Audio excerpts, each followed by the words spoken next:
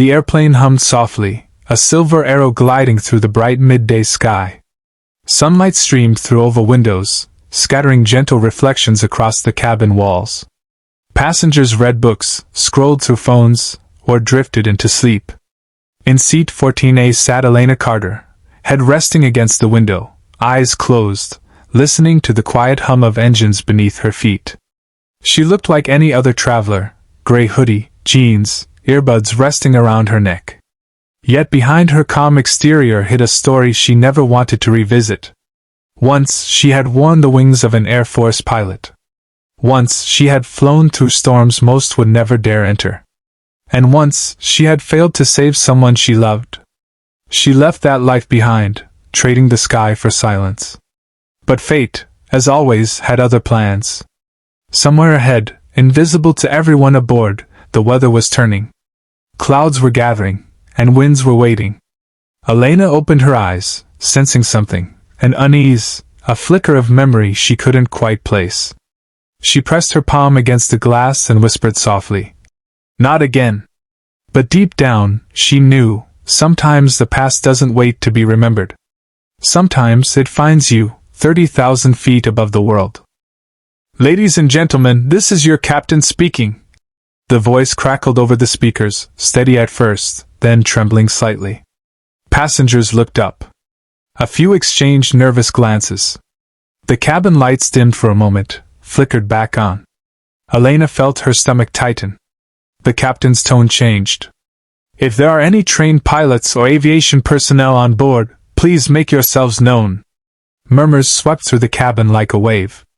A flight attendant froze mid-aisle, her serving tray rattling in her hands. A man chuckled nervously, thinking it was a joke, until he saw her face. It wasn't.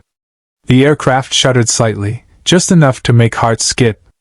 "This isn't happening," Elena muttered. Her mind began calculating automatically, speed, altitude, wind shear, storm cell movement.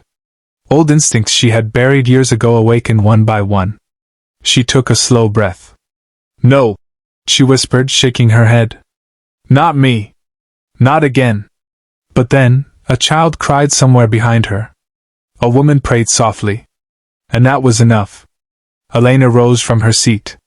Every eye turned to her as she walked down the aisle, calm but determined. "I'm a pilot," she said quietly to the flight attendant, who looked at her as if she'd just seen a miracle. The cockpit was chaos. Red warning lights flashed, alarms blared in rhythmic terror. The co-pilot was unconscious, slumped forward with his oxygen mask askew. The captain, pale and shaking, struggled to hold the controls. "Engine 2's gone!" he shouted over the roar of wind. Elena stepped inside, eyes sweeping over the instruments. "I used to fly the F-18, she said, voice steady. "You?" The captain blinked, disbelief and relief mixing. "Then take that seat, Major." She sat down, hands gripping the controls with the familiarity of muscle memory.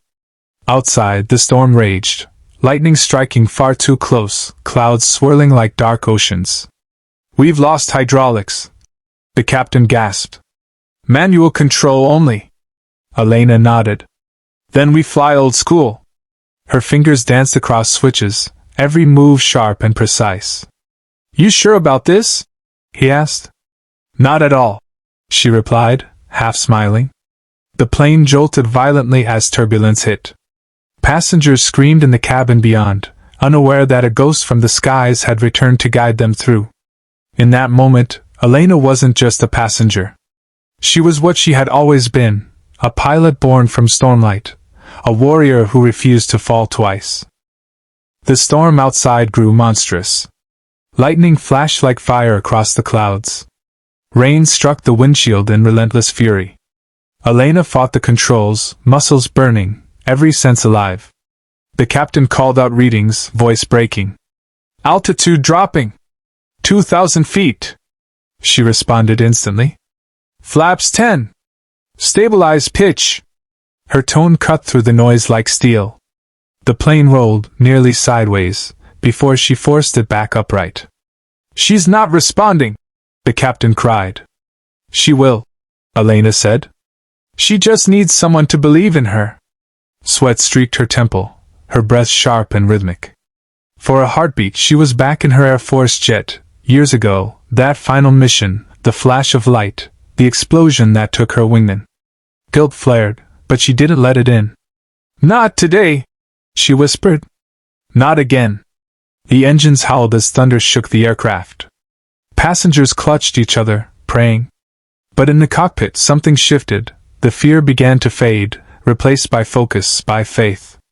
The storm outside mirrored the one within her, both raging, both demanding surrender. But Elena Carter had already surrendered once. She wasn't going to do it again. "Runway in sight," the captain breathed, his voice breaking with disbelief. Rain streaked across the windshield, runway lights glowing faintly through the mist. "You've got her, Major." Elena didn't reply. She was entirely in the moment, every sense tuned to the aircraft's heartbeat. "Gear down," she commanded. The landing gear groaned, extending beneath the storm's howl. The plane dipped dangerously low. "We're coming in too fast," the captain warned. "I know," she replied. "Trust me." The runway lights flashed brighter, guiding them home through the chaos. The passengers held their breath as the plane descended through the last layer of cloud. The wheels struck the wet ground with a violent jolt, smoke and spray exploding beneath them. Tires screamed. Elena held the yoke firm, fighting to keep them straight. Then silence. The plane slowed. They were alive. For a long moment, no one spoke. Then the cabin erupted, cries, cheers, sobs of relief. The captain turned to her, eyes wet. "You just saved 300 lives." Elena exhaled shakily, whispering, "Maybe I just saved one." The morning sun broke through the clouds, painting the tarmac in gold. The plane sat still, surrounded by flashing emergency vehicles. Passengers stepped down, tears of gratitude on their faces. Elena emerged last, wind brushing through her hair. She looked exhausted but at peace. A young boy ran to her, the same one who had cried earlier, and hugged her tightly. She froze, then smiled softly, kneeling to his level. "You're safe now," she whispered. "We all are." The captain approached, his voice low. "You never told me why you left the Air Force." She looked up at the sky, the same sky that had both haunted and healed her. "Because I thought I didn't deserve to fly," she said quietly. "But maybe I was wrong." He nodded. "You belong up there." Elena turned her face to the horizon where the sun met the clouds, and for the first time in years, she didn't look away. The storm had given her back what the past had taken: courage, purpose, grace.